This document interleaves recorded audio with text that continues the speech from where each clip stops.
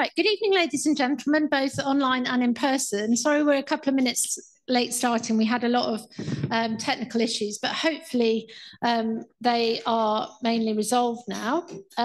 So I'm Barbara Warnock from the Wiener Holocaust Library, and I'm delighted to see you all here tonight and really excited about tonight's event, which we will be recording and hopefully making a recording available online too. So just a few brief words of housekeeping, first of all. So we don't have any fire alarms planned. So for those of you in person, should the fire alarm sound, then you need to leave through the front exit of the building. There aren't any fire exits anywhere else. Should you need the toilets, then leave this room by the door you came in, go along the corridor to the back of the building, down in the lift to the basement, and the toilets are there.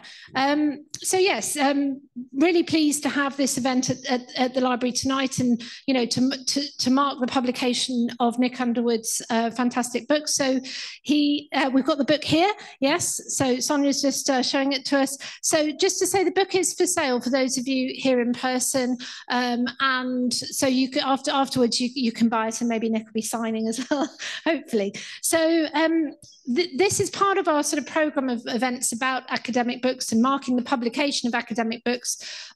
So have a look online to find out more information about our events. So just to introduce our two speakers tonight, I think we're going to hear from Nick first about the book, and then Nick will be in conversation with Sonia Gollance, whose name I'll probably still pronounce wrong. She'll tell you in a minute. So just to introduce our speakers then, so Nick Underwood is Assistant Professor in the Department of History, and he's also Chair of Judaic Studies at the College of Idaho. His work has appeared in a number of journals, and his book, Yiddish Paris, which we're marking the publication of today, was a finalist for the 2022 National Jewish Book Award. He's also a project manager for the Digital Yiddish Theatre Project, and if you look at the listing of the event online, you can connect to find out more about that. So Sonia Gollance Gollance? Yes, is lecturer in Yiddish at UCL. She is a scholar of Yiddish studies and German Jewish literature whose work focuses on dance, theatre and gender. Her first book, It Could Lead to Dancing, Mixed Sex Dancing and Jewish Modernity, was published by Stanford University Press in 2021. She is also the managing editor of the Plotting Yiddish Drama Database, an initiative of the Digital Yiddish Theatre Project, which, as I say, you can find a link to online on the event listing for this event. So we'll hear from Nick first, and then the two of you will be in conversation about the book. So I'll hand over now just to say to you both, for our audience online, they need you to speak into the mic to pick up the sound. So there you go. That's good. So first, thanks everyone for being here. For those of you online, thank you for signing in. There is a slight chance that my family may have signed in to watch online, and they are out on the west coast of the United States. And if they are, my oldest is sick right now, so Aurelie, I hope you're feeling better. I want to also thank Christine Schmidt for organizing this, for Barbara Warnock for the kind introduction, for Anna Hakova, who are also kind of making this happen, and also to Sonia Gollance for first reading the book and then guiding us through some questions that I'm really excited to answer and talk about later. So thank you so much. It's a real pleasure to be here. So what I'm going to do is I'm going to give, I don't have slides, unfortunately, because we weren't able to work things out, and hopefully that's okay. We can use our imagination for what I promise were really remarkable visuals. But we will, hopefully it's okay if I read this, and then we'll move into the conversation. This is kind of like a short overview of the book, and then Sonia will help us dig a little bit deeper. In late December 1919, 50 people met at a cafe in Paris's third arrondissement to create an executive committee for the newly established group, the Culture Juive, or Jewish culture. Leon, or Leo, Glazer, former leader of the short-lived League for the Defense of Oppressed Jews, was unanimously nominated president. Glazer, poised in his suit and tie and small, round wire eyeglasses, declared that La Culture Juive would stand for Jewish unity and that the group would be an outlet where, quote, members can learn about everything related to Jews. One person then stood up to ask about the group's political stance. At this moment, Glaser responded, "It's not about that." Yiddish Paris, Staging Nation, Community, and Interwar France is the biography of the sometimes forgotten homeland of Yiddishist diaspora nationalism in Western Europe, France, and more specifically Paris. The origins of that flourishing were found at that first meeting of La Culture Juive, and Glaser was to play a key role. His apolitical ideal would fade through the course of the 1920s and 1930s, but the idea of creating culture in the Yiddish language that could appeal to all corners of the Jewish street was one that would remain until the fall of the French Third Republic in July of 1940.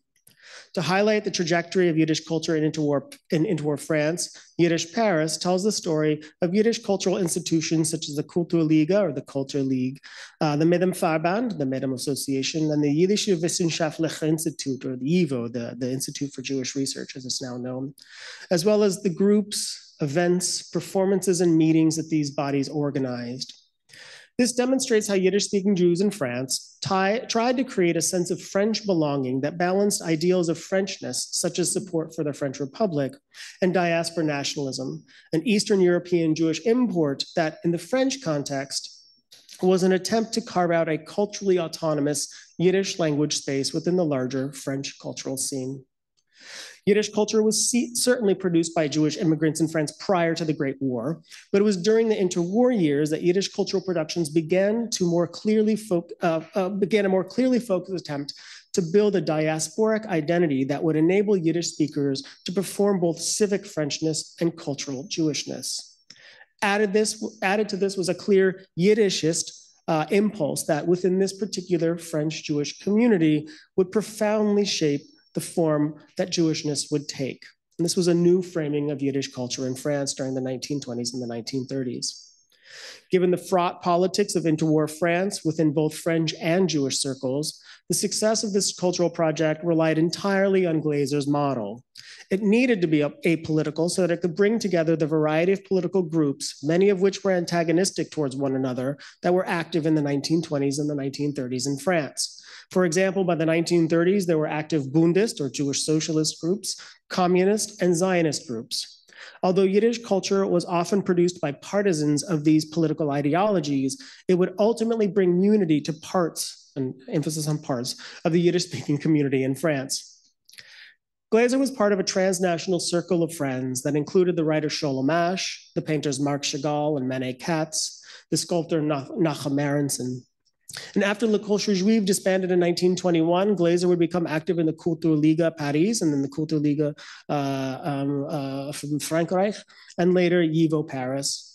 As a delegate at the 1937 First International Yiddish Culture Congress, which took place in September of 1937 in Paris, he would help found the Paris branch of the Yiddische Kulturverband, or YIKUF, which translates as the Yiddish Culture Association. It's very short-lived in France, but it exists into the late 20th century, based in New York. After the occupation of France, he and others set up the resistance group La Rue Amelot, and Glaser's interwar culture and political trajectory is emblematic of how Yiddish Paris operated. These activists were politically and culturally minded, and all hoped to reconcile their place within both the transnational Yiddish cultural world and the boundaries of the French Republic. The City of Light was unique in terms of the outlets and forms of Yiddish culture it produced. Significantly, it claimed branches of the Kiev-based Kulturliga, the Vilna-based YIVO, the New York-based Arbeiterring, or Workers or Workmen's Circle, and the Linke Koalition's Arbeiterheim, as well as homegrown institutions like La Culture Juive. It hosted international traveling Yiddish theater, and it developed local Yiddish theater troupes, and as well as choruses, like singing groups. It was a particular twist of fate that these were the vibrant expressions of Yiddish culture. This was at least partially due to the rise of the Popular Front in the mid-1930s, which carried with it a brand of left-wing nationalism. During the interwar years, and I should say, if anyone wants to see some of the images that go along with this, I'm happy to share them. I have a wonderful image of the inside of this theater that I'm going to introduce to you, called Théâtre L'Ancry, or L'Ancry for short. During the interwar years, Paris was indeed an immigrant city. In 1919, there were approximately 80,000 Eastern European immigrant Jews in Paris, and this number jumped to approximately 150,000 by the mid-1930s, larger than most Jewish communities in Poland, with the exception of Warsaw and Łódź, and although 1/10 of the size of the Jewish population of New York. This 150,000 Jews that would ultimately be there from Eastern Europe would also double the Jewish population of France. These Jews would make their new home in a city unlike any they had lived in before. Even those hailing from large, bustling cities in Eastern Europe, Paris was a new experience. For some, the challenges of moving to the City of Light were compounded by the seeming absence of a clearly defined Jewish cultural community into which they could integrate. Indeed, as ostensibly foreign reminders of their French co-religionist ethnic and religious difference, Yiddish-speaking Eastern European Jews were not widely welcomed into the established French Jewish community. Successive waves of Eastern European Jews fled to France in 1905, 1918, 1920, 1922, 1933. And each wave left their homeland for different reasons, ranging from political turmoil and exclusion to anti-Semitism, violent pogroms, economic catastrophe, the collapse of empires, nationalism, the rise of fascism, yada, yada, yada, right? But they all were pulled to France by its reputation as a land of economic, social, political, or national opportunity. It therefore provided fertile ground in the interwar years for the development of a Yiddishist diaspora nationalism, which was certainly a malleable national ideal. Like other immigrants in interwar France, Yiddish-speaking cultural activists constructed, through the development of their cultural activities, an alternative diasporic and French identity, one that I called Franco-Yiddishness. The organizations that Yiddish cultural activists created would help establish Paris as a Western European hub of Yiddish culture. Recognizing the need for familiarity and a new home, immigrant Jews in interwar Paris adapted their Eastern European diaspora nationalism to fit their new cultural, political, and social context. They did this by founding a wide range and wide variety of Yiddish cultural and scholarly institutions, staging theatrical performances and organizing theater troupes, creating Yiddish language courses, including also a Yiddish mandolin orchestra, developing an international Yiddish culture congress, and participating in the 1937 World's Fair. In turn of the century Europe, a transnational Yiddish language renaissance catalyzed a Jewish nationalism that was based on a civic understanding of French national belonging. This nationalist movement was shaped by the peculiarities of Eastern European Jewish historical experience and would take on pacifist undertones in the wake of World War I. During the 1920s, these Jewish nationalist roots were then grafted onto France. In response to social and political shifts during the 1930s, Yiddish diaspora nationalists in Paris tried to align their cultural and nationalist activities with French cultural and political movements, most notably in the wake of the 1930s refugee crisis, and as I mentioned before, the rise of the Popular Front. During the 1920s and 1930s, Paris supported a Yiddish culture that simultaneously advocated for Jewish cultural autonomy and French civic integration. Despite political infighting at the top, and that has been well studied by others, Yiddish cultural activists were able to subvert party politics by interrogating the role culture had in staging their new community. Surely politics were apparent in even the most politically unaffiliated Yiddish cultural group. However, what set these groups apart from other party organizations was the broader, and albeit still leftist, spectrum of politics represented in both their programming and their member lists. What infighting there was within the Parisian community was either short-lived or limited to organizational leadership rather than extending to the rank and file. This bottom-up cooperation defined Yiddish Paris. And I'm going to talk about the book cover here, so I'm happy that Sonia has it up. It's probably not a great visual for those of you that are here, but if you're welcome to either online look it up or in the back at some point, because I'm now making reference to the cover, right? So I have to make note and acknowledge it. Just like the woman on the cover of the book, which is taken from the Yiddish language guidebook to the 1937 World's Fair. The Parisian Yiddishist and Diaspora Nationalist Project posed Eastern European Jewish nationalism along French republicanism in a surprisingly successful cultural enterprise. And this multicultural experiment broadens our understanding of both Eastern European Yiddish-speaking diaspora and the boundaries of the French Republic. Yiddish-speaking immigrants in interwar Paris were an ingredient in a figurative French salad bowl rather than a melting pot. Immigrant Jews were a part of a French imperial nation state in that they positioned their national project within those boundaries of the French Republic. They did not function independent of the state, though. In fact, they wanted to be embraced by it.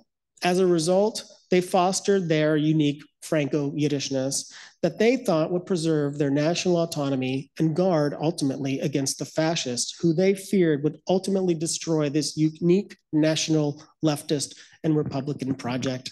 Thank you. Thank you, Nick.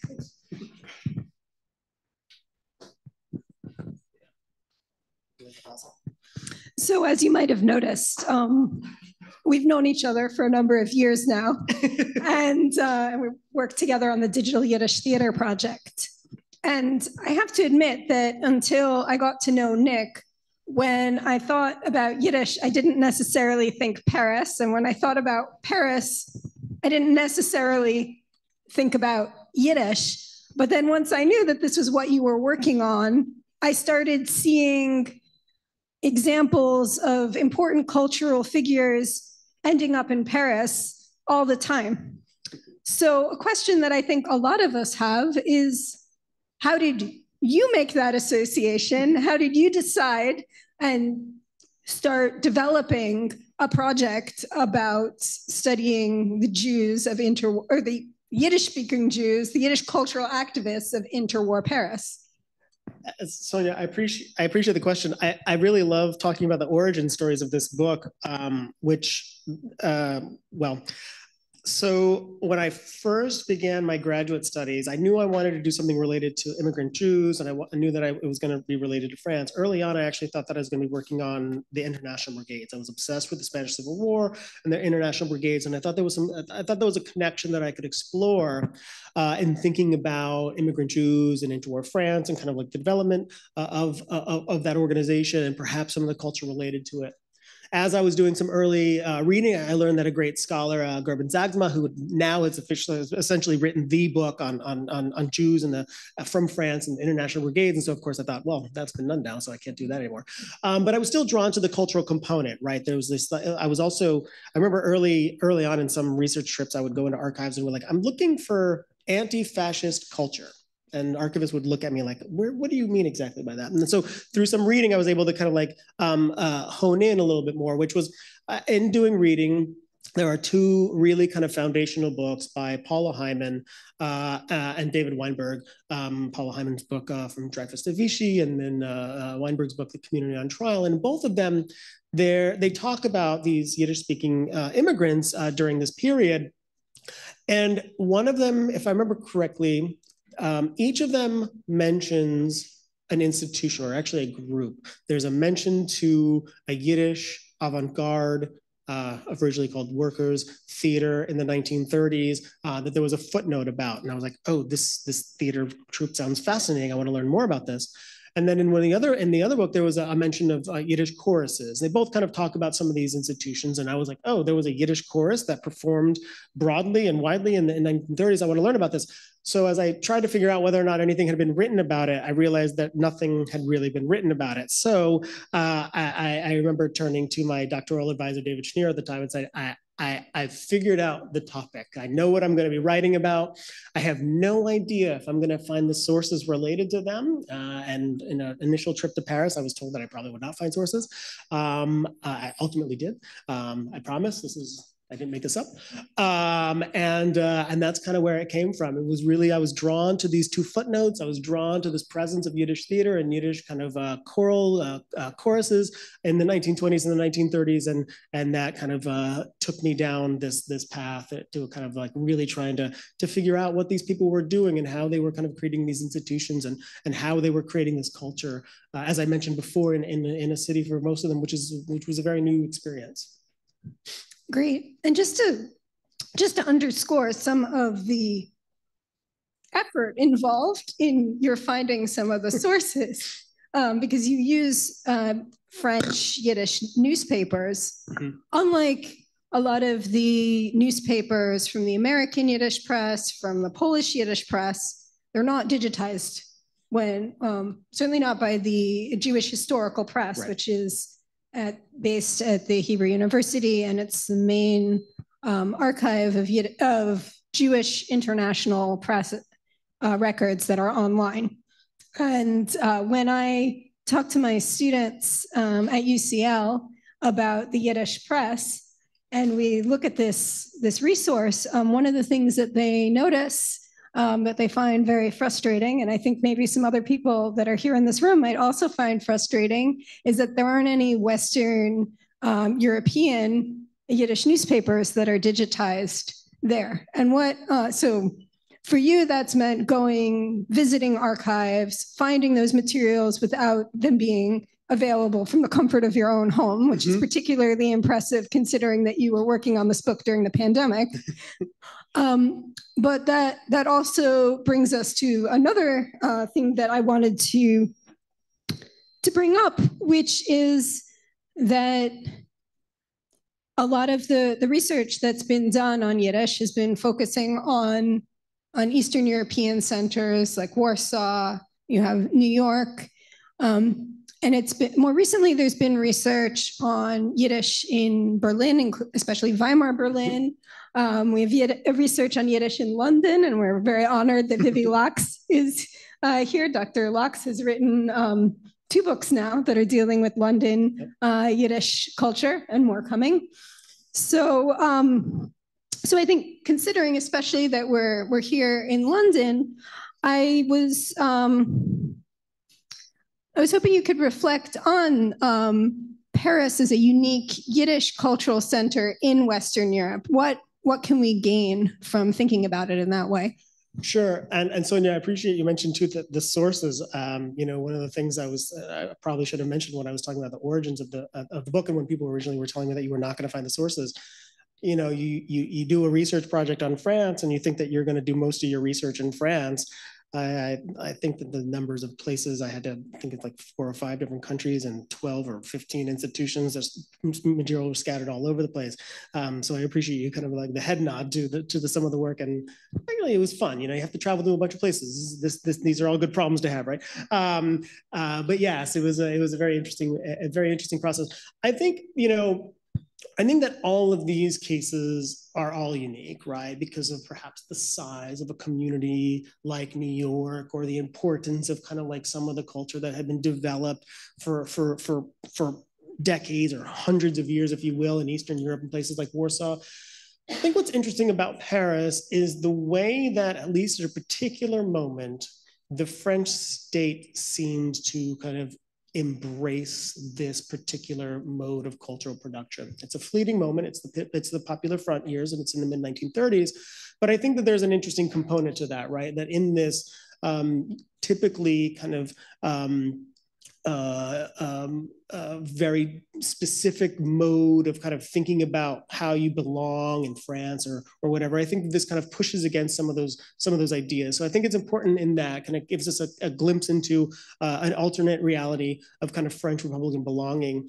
I also think that there's a very interesting thing that happens, especially for Jews that wind up making their way to Paris, is that they're engaged now in a place that has a very rich and vivid Republican, revolutionary, and emancipatory history that other places in the world where they find themselves don't, right? I mean, France from 1789 on is just an experiment in how do you develop Republican governments, right? How do you kind of organize in these revolutionary ways that are all in some way trying to carve out space for marginalized workers, whoever it might be, right? So I think that it gives us a glimpse into how one particular immigrant community in France is trying to utilize all of that backdrop of like everything that's happened in France over the last 150 years to their benefit and try to do something new with it, right? So I think that there's something interesting and I think unique to the French political context of these. And when we look at the types of things that they're engaging and the types of histories and how they're staging their performances, that history is not lost on them. They're very, very aware that they're in the place that first emancipated Jews in Europe. They're very aware that the 20s and the 30s are just a series, to some extent, of kind of left-wing coalitional attempts at like governance, right? They failed mostly until the mid-1930s, but still they know that there's attempts. They know that this is there, right? There's lots of commentary about 1848. There's lots of commentary about the Commune. There's lots of commentary about the years of unity during World War I. So they're very, very keen and very kind of recognize that there's this potential. And also I think that, you know, there are other places in the world where some of the so-called old world and new world institutions, those stemming from Eastern Europe and the United States, kind of pop up. But Paris has a long-standing tradition with both of those, right? The Kulturliga is there through the 1920s and in the 1930s, a kind of an institution based from Eastern Europe. And the Arbeiterring, the worker circle, the workman circle, also has a very long-standing presence. I know that there's Kulturligas that emerge short-lived kind of in North America, and same with the Arbeiterring in some other places in Western Europe, but there's a long-standing kind of like, they both have longevity, and I think that's somewhat unique in terms of how they blend and the kind of like the ideologies and the approaches that come through both of those institutions. So it's very much politics, and then also kind of the history of the institutions themselves. Great, and I want to keep on the point about institutions for a moment. Because you mentioned a number of institutions, both in your opening remarks and in the book itself and just now. And when people are thinking about institutional histories, they generally don't think sensational murder trials. It's true. But the trial of Sholem Schwarzbard was really important, as I learned from your book, for establishing the YIVO Institute for Jewish Research in Paris. So who was Sholem Schwarzbard? Why was he on trial for murder? And why was this case so significant for Yiddish Paris and the YIVO in Paris? So it's a remarkable study. So Sholem Schwarzbard is Eastern European Ukrainian immigrant in Paris, comes in the early 1920s. His parents are murdered in pogroms that are led by Simon Peluria, who by that time in the late 1920s is in Paris. Schwarzbard sees Peluria in the streets midday in the near the Latin Quarter, if I remember correctly, calls out his name. He turns around and he shoots him dead in the streets. And he's put on trial, and ultimately is acquitted because of self-defense. And the reason he's acquitted because of self-defense is because that Elis Cherikover and others who were the founding members of YIVO, who had been collecting materials about the pogroms in Eastern Europe and primarily in Ukraine and other places, come to Paris with their archives. And this is actually, this is really building upon work that Cecile Kuznets has done on YIVO, and she makes very clear, and so does Lisa Leff, that this is a moment that really kind of almost justifies the collecting impulse of YIVO, and it's really kind of borrowing from Shimon Dubnov and others, that they are fundamental in getting Schwarzbard acquitted and found innocent because he acted in self-defense against the legacy of his parents. And YIVO is there with Henri Thoré, who is the lead attorney in the case. And it's because of the collecting and the materials that YIVO has. And after that really kind of gives justification and really kind of solidifies their efforts as something that is indeed worthwhile. And of course, for those of you that don't know, YIVO still is a very, very important institution. They're now based in New York with offices still in Buenos Aires and other places, but now the headquarters are in New York. But yeah, this becomes fundamental for their kind of development and really kind of legitimizes some of those efforts. Thank you. There was also a branch of YIVO in London. That's right. Check out William Pimlott's research if you want to learn more about it. Really great stuff too. Super fascinating. Yeah. So the performing arts are really crucial in your book for thinking about Yiddish Paris. Theater, Yiddish choirs, as you mentioned. So why are the performing arts so important? And maybe is there a particular artist or performance that you would like to share with us in more specifics? Sure. So, I mean, I think the performing arts is like the experience that we're all having here, right? We're in the same room, we're having a collective experience. Maybe afterwards we'll talk about it. We'll share the kind of, you know, the sites that we saw, what we heard, what we thought of whatever it was. So I think for me, the way that I see the importance of performance is, so it really kind of like came out of following what some of these institutions were doing. These institutions were like the ones that I mentioned, even YIVO, were developing some sort of communal experience, and the majority of them were performance, usually kind of theater or singing. There was others, like I mentioned, the mandolin orchestra. There was lots of kind of night balls that they would put on. But there's really this kind of like community building kind of experience that can come from experiencing a theater performance. Then of course you go back home, and the next day either the Naya Presse, which was the Yiddish communist daily newspaper, or the Paris Zahaynt, which was a Yiddish daily Zionist leading, also in Interwar Paris. You read the reviews, you have that experience kind of concretized, and you bring it home, and maybe you speak to people that you meet on the street. So I think there's this very clear kind of communal building component of it, which is why I think it was important to think about these modes of performance as being part and parcel to this larger kind of community building initiative, right? These organizations, these institutions clearly put a lot of thought and effort into developing. There's debates, there's lots of meeting notes about, should we do a chorus first, should we do a theater first, and how to kind of approach that. And it really has to do with just that you're getting people in the same room, people from all over Eastern Europe that have come over, you know, at that point, you know, perhaps 20, 25 years, and creating a shared experience, right? So this is important, especially if you're trying to build community, right? This is what these sorts of events can do. I think that if I were to point to, so there's lots of people who are involved in these. You know, I was drawn very much to, there are a couple of directors that make their way to Paris from Eastern Europe who are involved with the Vilna troupe. There's David Licht and Joachim Reutbaum, who wind up being very, very important directors. And they do a lot of really wonderful, kind of interesting work. There's a figure, Leb Lenski, who I became very, very interested in, who was a performer. Many of these, the people that I'm actually mentioning actually survived the war. Leb Lenski actually winds up having a speaking part in the movie Silence of the Lambs, which when I learned that when I was doing research blew my mind.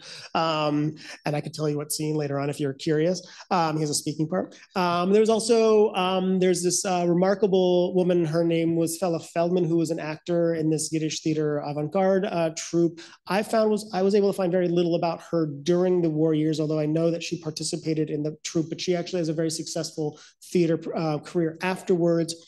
And then someone who I write a lot about in the book, her name was Eva Golgavi, who is an Eastern European Jewish immigrant. She comes in the early 1930s. She participates with this Yiddish Volkschor, the Yiddish People's Chorus, and actually is with the group until their last performance in the early early 1980s. So there's a number of really interesting people and fascinating people who are involved and kind of wind up. Some of them stay in Paris, some of them wind up going other places. I think that for me, there's a production in 1938 of there's two productions actually. So Piat, the Parisian Yiddish avant-garde theater, does a number. They do, I think it's 34 performances between 1934 and 1939 productions, I should say. And in 37, they do a production of Shalom Aleicham's The Bewitched Tailor, which I remember coming across the playbill for that performance, and I was struck because it was bilingual. It's in French and it's in Yiddish. And I was like, why are they doing this? And then I later was able to figure out by reading the French press that it's then that we start to see non-Jewish, non-Yiddish speaking French people engaging this theater troupe and starting to like think about them as part of the French avant-garde. And so I think that the Bewitched Tailor winds up being a very, very successful production for them. And then in 38, excuse me, they stage David Bergelson's The Brood Mill, the bread mill. And I still love this review. There was this one woman, she was a socialist. She was an advocate for immigrant rights in 1930s Paris. Her name was Magdalena Paz. And she writes this review in 1938 in, I believe it was in Le Populaire, maybe it was in Ce Soir. It was in one of the French language socialist newspapers. And she writes this review and she starts off by saying, I don't speak a word of Yiddish, but I was thrilled, I was moved, I was enchanted by this performance. This performance has everything to offer that the French avant-garde does. It's professional, their staging, their lighting. And she goes on to say, and she was like, and it was a funny performance too. And then she says, and I know it was funny because I would walk around, I would look around and I would see the people, other people in the theater, see, communal experience, look at their faces and I saw them smiling and I saw them laughing. So I knew that this was resonating. And she was like, and then she went on, she's like, I still enjoyed it visually, but clearly those could understand also really enjoyed it as well. And I think that those two performances are just really interesting because, and were fascinating to me because it shows that it wasn't just Yiddish speakers who were engaged in this. And it also wasn't non-Yiddish speaking so-called native French Jews, right? It was like people who were just going to the theater and they really thought that this was French culture. And it was like those moments that I was like, this is remarkable. And I think that these performances really kind of speak to what I think that was the ultimate goal of this kind of project. That's really great. Wonderful review. I imagine you were probably really, I'm just like imagining your joy when you found it. Oh, I mean, my jaw dropped. I had to make sure I was like, wait, like, my French is pretty good, but like, is that really what it says? It's like, yeah, it's too good to be true.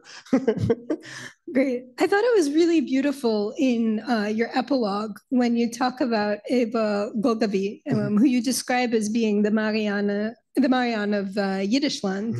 So sort of like this female icon of this Yiddish cultural project.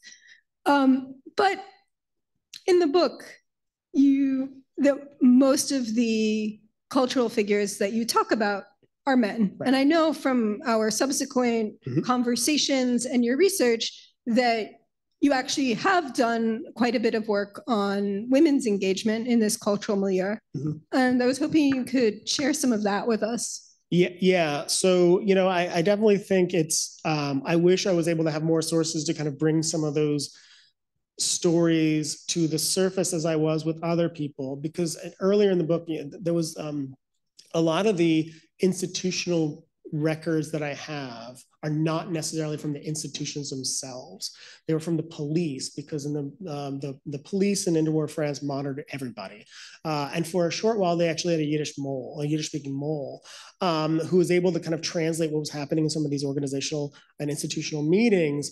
And unfortunately, those records that kind of enabled me to say something about the institutions were very male driven. A lot of the people who were kind of like Leo Glazer, who were the president, and others who were men. And I really tried to, and there's a reason I tried to do this too, and I'll share the story in a minute. I really wanted to kind of elevate some of those voices, but unfortunately I was only able to do it by way of like naming the people who I could figure out the names of that participated in the chorus, that participated in the Yiddish theater troupe. Like I mentioned, Fela Feldman, I used some of her archives to kind of show that the Yiddish theaters were actually unionized in the Association of Revolutionary Writers and Artists union, but that's all I have from her, right? I don't actually have much of what she was actually doing on the day-to-day, and other than kind of naming what performances that she was in. So it was a struggle to really kind of amplify some of those voices. I remember early on when I started doing research, it was like one of my first trips to Paris. I was staying at a dear friend's house who was kind of like my mother in Paris, I sometimes call her. She was like, oh, you're working on immigrant Jews in France, you have to meet my friend. And her friend happened to be this person named Benoit Reisky. Benoit Reisky was the son of one of the major editors of Naya Presse from the 1930s. Absolutely not prepared for this meeting. I did not know who was coming for dinner. It was just her friend that I needed to meet. So I was like, okay. And I remember vividly Benoit saying, when you look at this, he said it wasn't just the men. It was like everyone was participating, everyone was talking about these things, and he said, he was like, you need to figure out how to talk about them. Unfortunately, I think I failed him because I wasn't able to do it as deliberately as I think that those voices really that represent those voices as they were. I'm working on some post-war work now, and I'm finding that women that I know who were in Paris in the 1930s are writing and contributing to periodicals in the 40s and early 50s much more than they were in the 1930s. They're actually on editorial boards. There was no women on editorial boards on any of the organizations or publications in the 1920s and 1930s. There are as early as 1944 and 1945, right? So there's a shift that happens there. But it's something that I really struggled with, and I really wanted to kind of, especially when Benoit Reisky tells you, you need to do this, right? I'm like, okay.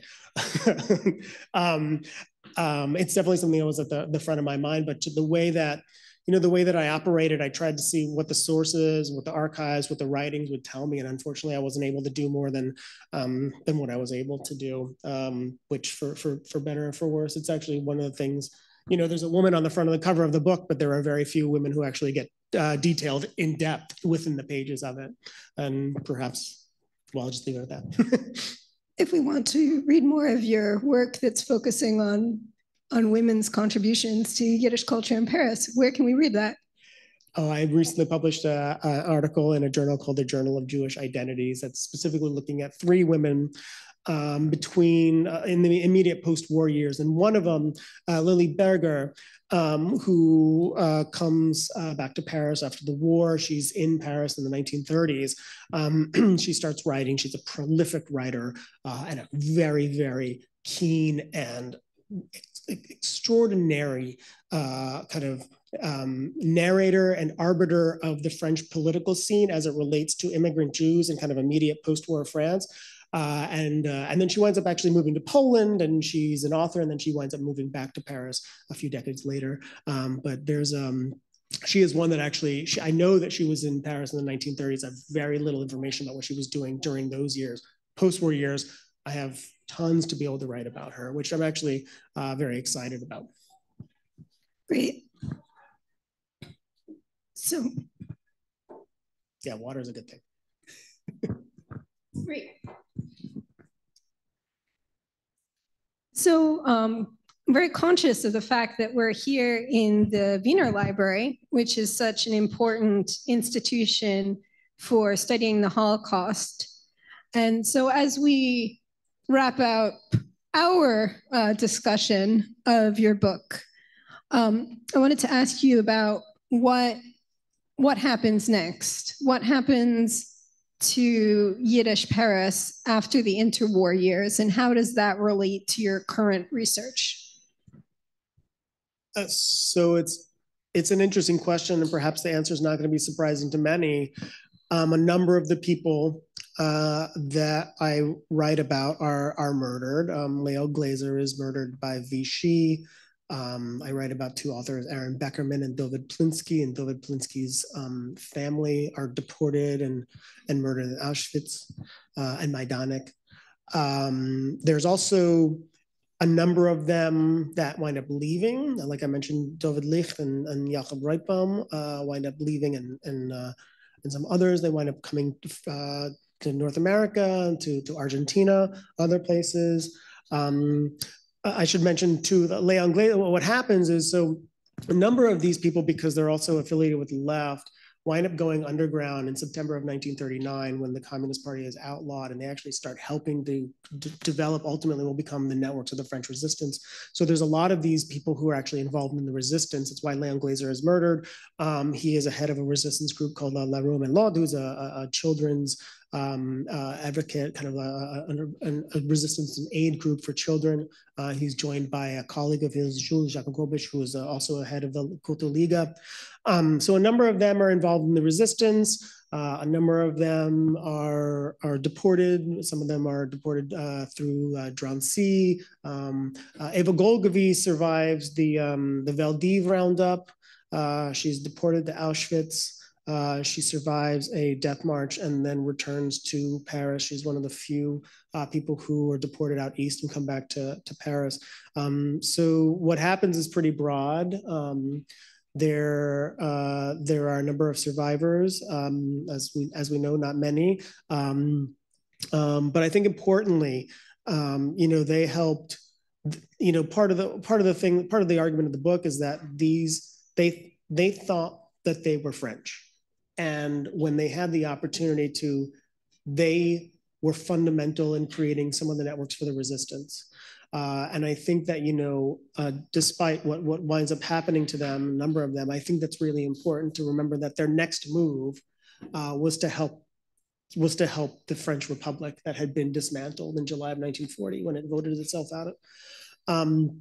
So yeah, I mean, there's a lot of different trajectories that happen, but there's a number, there's a number of pathways that happen, and then it kind of actually launches. You ask a question about what I'm working on now.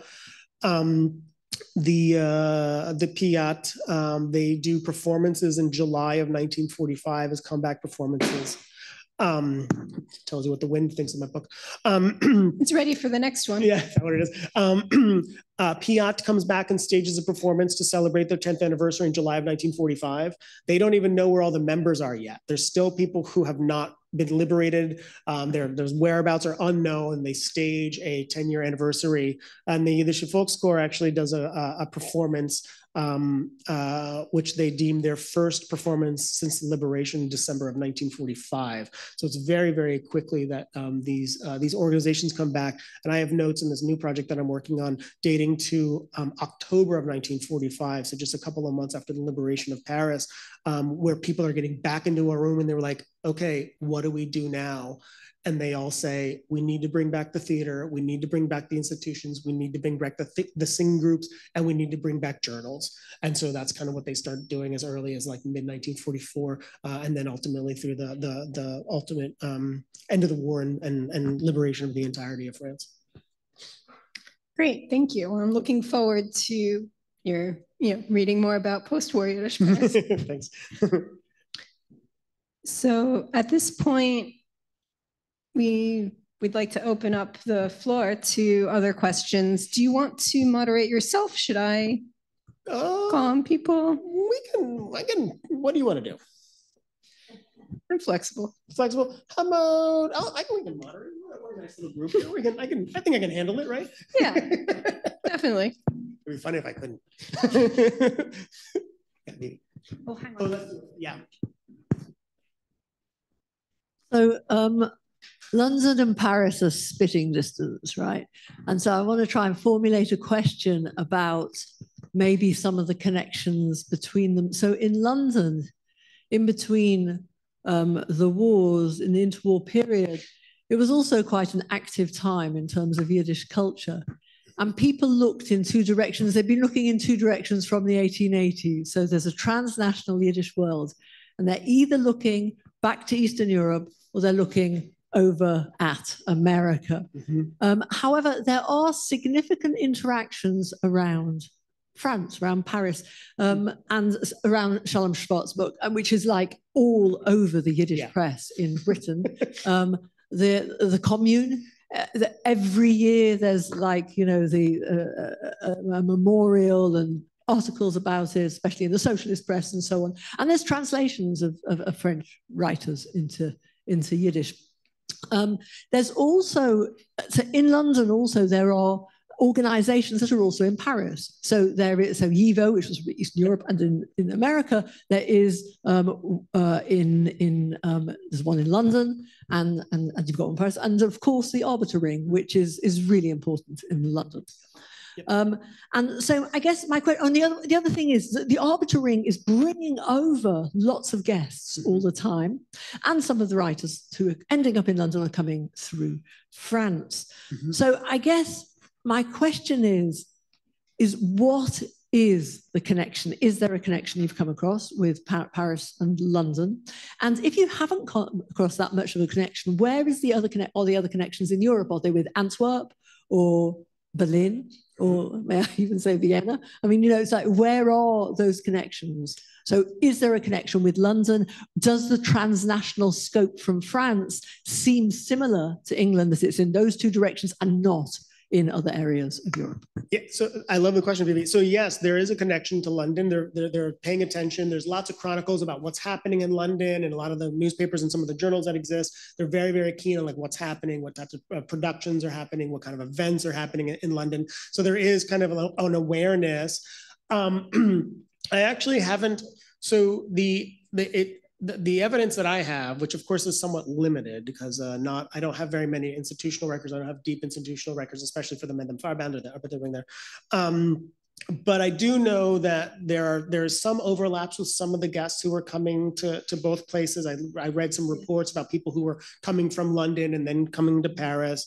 The Kulturliga is also bringing in people into Paris, and then they're exporting them into the provinces, mainly in Metz and Nancy. We haven't really talked about other places in Paris. I promise that I realize that there are other places in France, but they kind of like their connections are really Metz and Nancy and Strasbourg. So there is kind of overlap with that, but it's not really the Arbeiterring or the Medem Farband that's really bringing some of the overseas or international people. It's really the Kulturliga, which is kind of interesting. But they're very, very aware of what's happening in London. The connection that I have actually found more so, though, is Brussels. Neue Presse exports to Brussels. They run a children's contest in the 1933, not 33, but in the mid-1930s for the most beautiful child in Belgium and France. I'm sorry, I haven't been able to figure out who the winner was, so I apologize. But I've seen all the entries. So there's actually a large connection with Brussels and with Belgium, not so much Antwerp, which is also kind of interesting. But yeah, so that was kind of like their Piat went to Brussels, the Yiddish Volkskorps went to Brussels as well. That seemed to be their kind of at least continental connection, and they were always aware of like what was happening in London. But I don't know how much of a really direct connection there was, other than the fact that they were very much paying attention to what each other were doing. So the theater troupes that I've seen some of them would come through London and they would perform it in Paris. I know, for instance, there's Maurice Schwartz comes and he uses Paris as his home base, and I think he goes to London and he goes actually other places in Central and Eastern Europe on the same tour. So there's connections there too, but I can't remember directly anyone that they were kind of bringing in who had first been channeled into Europe through London. So I apologize that I don't remember those specific details, but there are overlaps for sure, absolutely. Hey. Good evening. Hi. You know, you're talking about the Yiddish-speaking, in Paris and in France. How quickly and convenient was it for them to become French citizens? Difficult. It was not quick and it was not easy for them. It was made a little bit easier after 1927 when there was changes in some of the laws in the French Republic that made it possible for them to become citizens. But even then, it was still difficult for them to actually become citizens. And then, of course, some of that citizenship is revoked later on. So for those that would have come in the earlier so let's say from 1905 to the earlier 1920s, it would have been very difficult because the immigration laws, even though France at that stage was still kind of recognized as a land of asylum, the ways legally to become a French citizen were difficult. Like I said, the laws were changed in 1927, but those laws actually wound up getting a pushback from the right. There was actually a whole discourse about how the right was fearful that these new 1927 laws were going to create what they called paper citizens. So they were very suspect about whether or not these new citizens were going to be kind of like loyal to the French Republic and kind of, enact and embrace French nationalism. So even when they were able to get citizenship, it was difficult because in the eyes of some of the leading parties at the time. I've seen naturalization records of very few of the people who tried to. I've seen naturalization attempts. I have not seen many actual successes in getting citizenship. Even for those, there's a number. So Leon Glaser actually, he volunteers to fight for the French in World War I. He's even kind of declared until the if I remember correctly, he gets naturalization in the early 1930s. Even for him, it becomes a little bit difficult.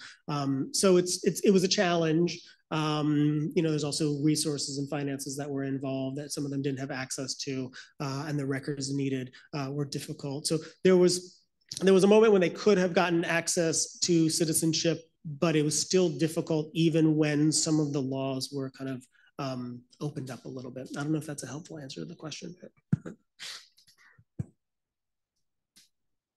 Right, there's an online question, so I'll just come and read it out. So the question is from David, and he says, how did Yiddish culture in Paris view Zionism in France in this period? How did Yiddish culture in France view Zionism at this period? Yeah. So,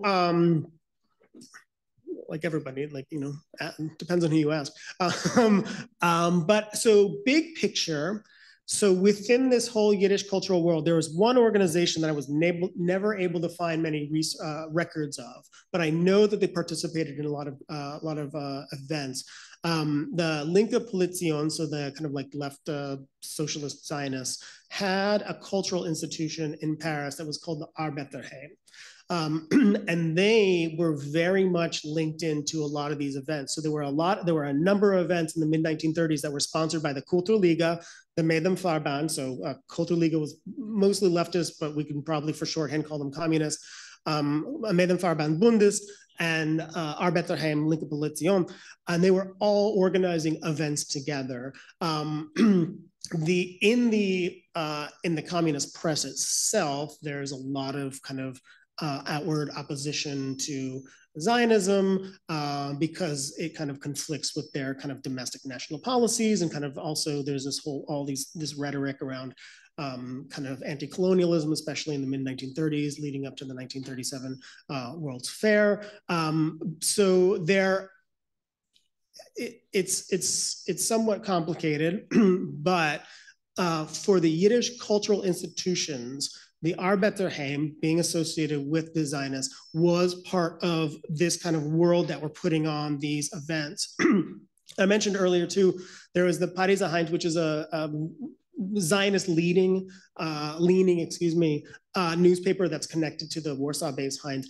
And they actually report favorably on a lot of the events that the Medlemsverband and Kulturliga were putting on too.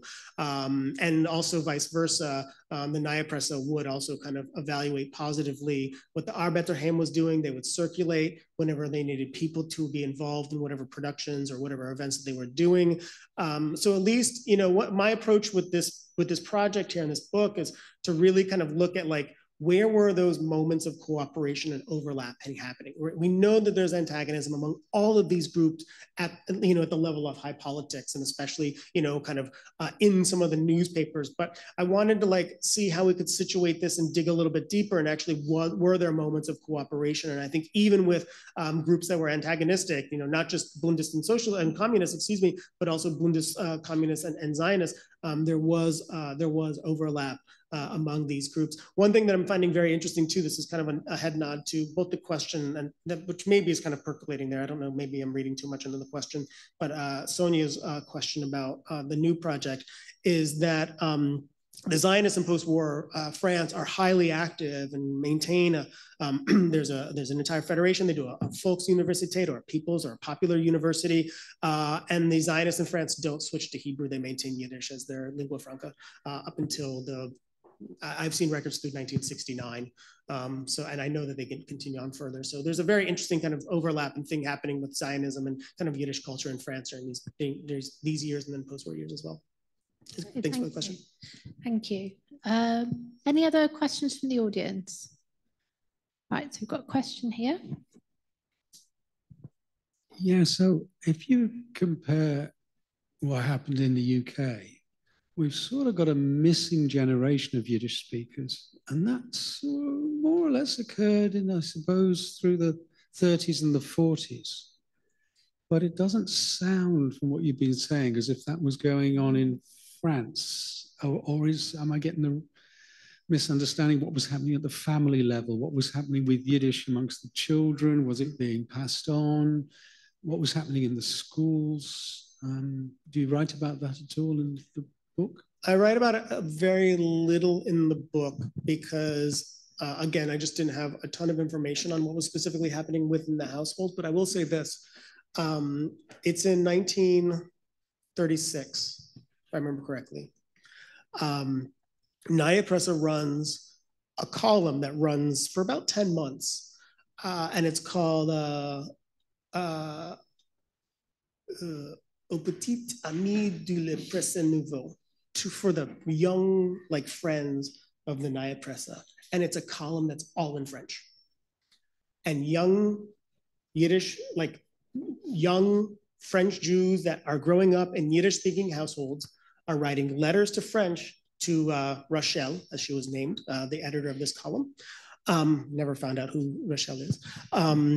Writing in, and she has this back and forth with these children as young as 7, as old. I think the oldest one is 12 that writes in, and they're communicating with her in French. So even in the 1930s, we start to see this transition where the younger people are starting to embrace the the language of France. We do have evidence that they're also speaking Yiddish as well. But even like I said, I mean, this was in the pages of the Yiddish Daily Communist newspaper that is very aware of what's happening and is publishing this column in French. To that point too, one of the first publications in 1946 by a post-war Yiddish publishing house called Oisne Farlag. One of their first publications is Lomer Lernen Yiddish, Let's Learn Yiddish, and it's a children's book for teaching Yiddish that they published in 1947. So the Yiddish language component is on the front of people's mind, similar to London, New York, other places where there's that transition happening. So people are still speaking Yiddish at home within the families, but also the children are gaining much more competency in French and utilizing French, as we know, because like I said, they're writing into a newspaper. So I guess maybe it would, if it had been able to develop, it might have become something like we see in the Indian communities, where they're very fluent in English, the children, but they also understand and speak Hindi or Punjabi or whatever it is. Yes. And of course, they've still got these well springs of the language in India. And of course, that was all swept away for the Yiddish speakers because of the Holocaust. Yeah. So can I ask another question in relation to that? How have you any feeling for how this would have developed had there not been a Holocaust? Had there been no Hitler? If there hadn't been a Holocaust? I mean, I wish that was the reality. I mean, it's a beautiful and a wonderful what if. I mean, I think perhaps you're hinting to it, right? That probably what would have happened is that these institutions would have continued to produce these moments of cultural engagement for the community, but the younger generation probably would have continued to speak French and probably would have also still gone to them. And there's these are multilingual communities, right? I mean, even those that were coming from Eastern Europe, we know they're not only speaking Yiddish, they're also speaking Polish, Russian, Ukrainian, lots of different things, right? So perhaps in this world that I really love that you envision for us, maybe it's this kind of multilingual framework that some of these families, I mean, this is all hypothetical, obviously, that would have kind of functioned in, and perhaps something similar would have happened. I don't know. I don't know if that's satisfying and maybe too Pollyannish, but I don't know. Okay, so another question here. So one of the things also that happened in Britain, obviously, because we do comparisons, is suburbanization. And what I wondered, because about the demography of Paris, is where were the Jews living? And I mean, in Britain, from the East End, from the early 20s, I mean, they'd always been moving out, but there was a real acceleration. So in that interwar period, there was an acceleration of Jews out, and that also affected the decline of Yiddish. And I just wondered if there was what sort of living situation and were people moving? Yeah, so, you know, it's interesting. One of the things that I tried to chart and then my editor told me how to take that all out is like every time I mentioned a person, I put the address at where they lived because really what winds up happening is, so they all live pretty much within the outer rim, which was now the périphérique around kind of Paris. Most of them live within one of the arrondissements, but they don't all live in like one specific. There's a number of them in the 10th arrondissement. That's where mostly all these organizations are. There are a good concentration of Jews also in like the kind of the 19th and 20th and 18th near Belleville, but they're also on the left bank. There's also a number of them that are on the kind of western side of the town, but they're all Paris, sorry, on the internet I called Paris a town. I expect hate mail, probably from Macron. So yeah, I mean, they're all over the city still. So there's not like, you know, I mean, I guess when I think of suburbs, I mean, kind of, I think beyond the ring of the city to some extent. And most of these people are still kind of living within some of these areas. There were days when I was doing research, I would actually hop on the train to figure out how long it would take so-and-so to get from his work at home to the theater practice that I knew that was happening over these lines. And usually it was within a 20 to 30 minute like metro ride that these people were kind of functioning in, even though the different parts of the city. So a final question from anyone? Is there anything online? Okay. So I'll hand back to Sonia to close things then. Well, thank you, Nick. Well, I feel very fortunate that I'm able to welcome friends and colleagues to London to hear about your work. And it's been really great here to hear about some of the connections with London and with Western Europe in particular. So thank you for sharing your research with everybody, and encourage everyone to read, to purchase this brilliant book. And thank you to the Wiener Library for hosting. Oh, it's our pleasure. Thank you so much.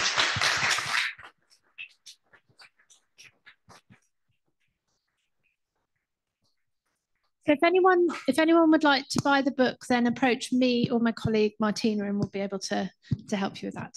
So thanks very much to Nick and to Sonia for a wonderful evening, and hope to see you all again.